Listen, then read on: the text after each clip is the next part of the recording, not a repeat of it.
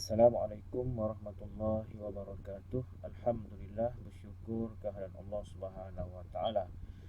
Baik, pada hari ini Ustaz doakan semoga semua pelajar-pelajar dari kelas 6 Al-Khawarizmi diberikan kesihatan oleh Allah Subhanahu wa taala dan tidak jemu-jemu untuk terus belajar walaupun secara atas talian.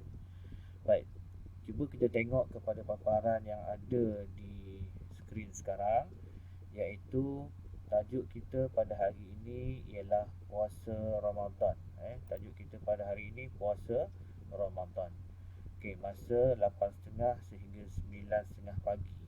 Okey, setelah kamu mendengar penerangan dari Ustaz dalam video ini, nanti Ustaz minta kamu tolong buat kerja yang telah Ustaz amanahkan pada last sesi pembelajaran ni nanti.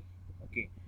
Kan rujukan kamu boleh kamu lihat buku teks tahun 6 muka surat 115 sehingga 118. Baik, ini untuk sekadar pengetahuan kamu.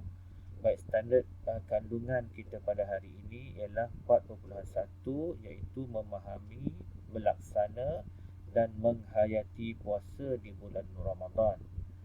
Dan standard pembelajaran iaitu 4.11 hingga 4.13. Baik, iaitu menyatakan maksud puasa. Apakah maksud puasa?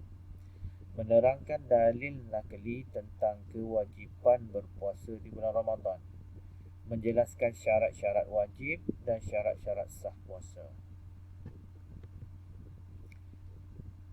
Baik, yang penting pada hari ini ialah ni, objektif pembelajaran. Okey. Murid dapat yang pertama menyatakan pengertian puasa dengan betul. Apakah yang dimaksudkan dengan puasa? Yang kedua, murid dapat menerangkan dalil nakli puasa Ramadan dan terjemahannya dengan betul. Okey. Yang ketiga, menjelaskan syarat-syarat wajib dan syarat-syarat sah puasa Ramadan dengan betul. Okey. Kita dengar dulu satu lagu berkaitan dengan puasa Ramadan.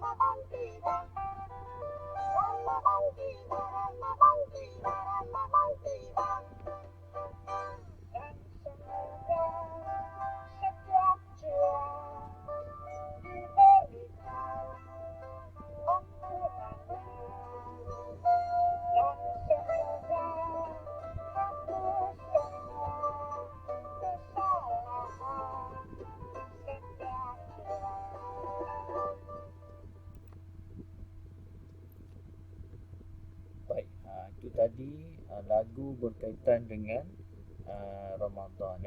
Kita pun tak lama lagi akan menyusul bulan Ramadan. Sekarang bulan Rejab, mungkin dalam 50 hari lebih lagi kita akan bertemu bulan Ramadan. Baik, jadi kebetulan murid-murid tahun 6, salah satu tajuk yang diajar dalam bidang ibadah iaitu puasa Ramadan. Baik, pada petang ni bagi kita minta maaf, pada pagi ni mari kita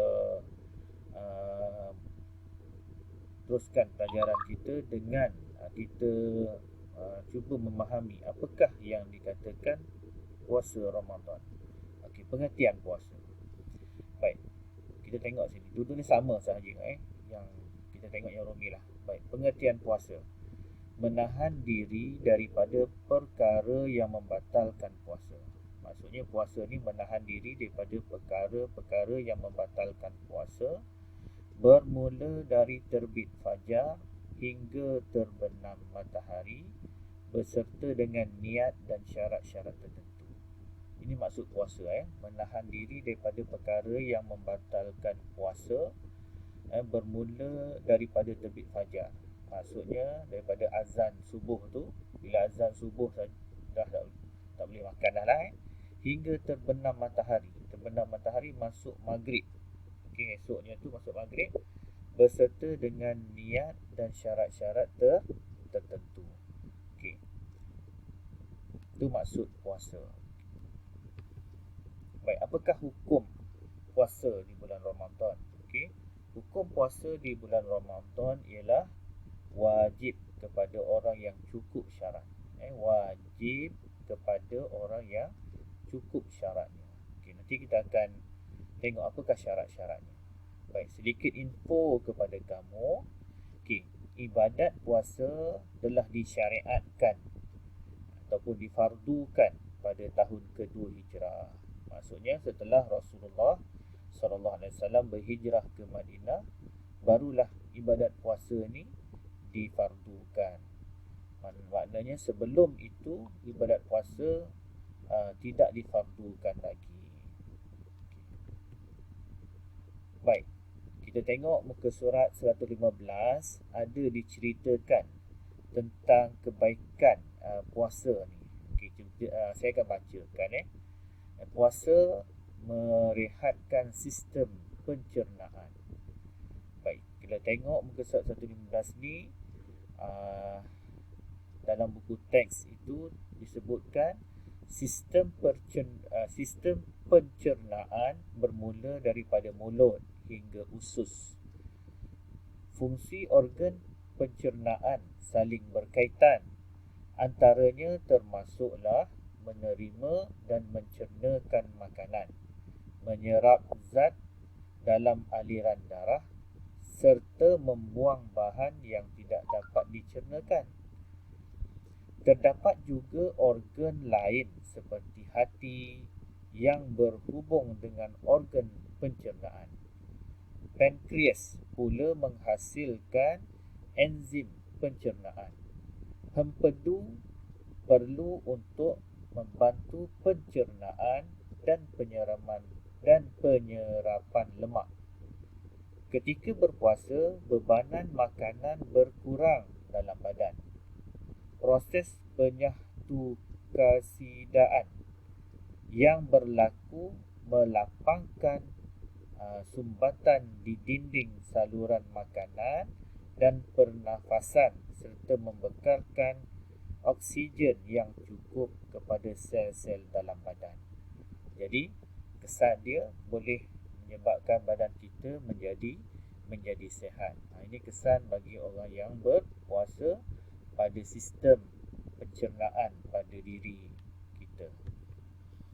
Baik, apakah dalil nakli puasa? Okey, dalil nakli yang kita nakal, yang kita ambil dari Al-Quran. Okey, dalam buku teks boleh murid-murid rujuk muka surat 116. Dalil nakli berbunyi begini: A'udzubillahi minasyaitonirrajim. Ya ayyuhalladzina amanu kutiba alaikumus siyamu kama kutiba alal ladzina min qablikum la'allakum tattaqun.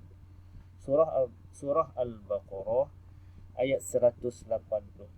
Surah yang kedua. Maksudnya, wahai orang yang beriman, kamu diwajibkan berpuasa sebagaimana yang diwajibkan atas orang yang dahulu daripada kamu supaya kamu bertakwa. Ini dia dalil nakli dalam Al-Quran, surah Al-Baqarah ayat 183. Okay, murid-murid boleh baca, dengar semula dan baca bersama-sama dengan saya. A'udzubillahi minasyaitonirrajim. Ya ayyuhalladzina amanu kutiba alaikumus siyamu kama kutiba alal ladzina min qablikum la'allakum tattaqun. Wahai orang yang beriman, kamu diwajibkan berpuasa sebagaimana yang diwajibkan atas orang yang dahulu daripada kamu supaya kamu bertakwa. Okey. Baik, syarat-syarat wajib puasa.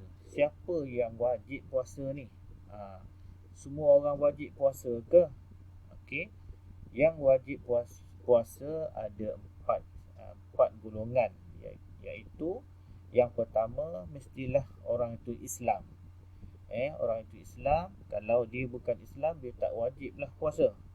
Jadi kita orang Islam, kita wajib puasa. Yang kedua, berakal. Tidak wajib bagi mereka yang gila. Yang ketiga, baligh.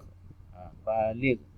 Okey, baligh ni bagi murid lelaki ataupun bagi orang lelaki, tanda dia kalau nak tahu dia dah baligh ataupun belum, dia dah keluar air mani. Bagi murid perempuan ataupun orang perempuan, keluar darah haid. Itu cara mudah lah nak kenal. Baik, yang keempat, mampu berpuasa.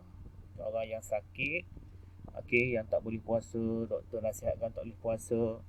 Orang yang bekerja berat, kerja tengah panas, mereka ni tak boleh puasa, maka ada jalan keluarnya, mereka kena bayar fidyah. Jadi ada 4 syarat-syarat wajib puasa. Jadi kalau berlaku pada diri kita 4 perkara ni, maka wajiblah kita berpuasa. Baik, rukun puasa. Rukun puasa ada 2. Yang pertama, niat. Niat puasa hendaklah dilakukan pada malam hari hingga sebelum terbit fajar. Lafaz niat puasa, nawaitu sawma ghadin an adai fardi syahri ramadana hadhihi sanati lillahi ta'ala. Maksudnya, sahaja aku berpuasa esok hari bagi menunaikan fardu bulan Ramadan tahun ini kerana Allah Ta'ala. Niat pada waktu malam sebelum kita habis sebelum terbit fajar kena niat. Niat tu yang bahasa Melayu tu, yang bahasa Arab tu kalau tak sebut pun tak apa. Yang kedua, menahan diri daripada perkara-perkara yang batalkan puasa, seperti memasukkan sesuatu ke dalam rongga yang terbuka. Perkara yang batalkan puasa kita akan belajar pada sesi yang akan datang, dalam 8 perkara yang batalkan puasa. Baik, ada syarat-syarat sah puasa. Kita dah puasa ni, sah ke tidak puasa kita? Ada 4 syarat dia. Pertama, mestilah orang tu Islam. Kalau dia bukan Islam, dia dah puasa dah sama daripada pagi sampai petang, tapi dia kafir, dia bukan Islam, tak sah puasa dia. Yang kedua, dia mestilah mumayyiz. Siapa yang mumayyiz ni? Orang yang dapat membezakan sesuatu perkara baik atau buruk. Adik kita, dia dah pandai membezakan sesuatu perkara, maka dia mumayyiz. Kalau dia puasa, sah puasa dia. Yang ketiga, berakal. Orang gila tak sah puasa. Dan yang terakhir, suci daripada haid dan nifas dan wiladah, iaitu bersalin. Baik, latihan. Latihan ni Ustaz akan masukkan dalam WhatsApp nantilah. Apa yang perlu kamu buat, gunakan buku teks.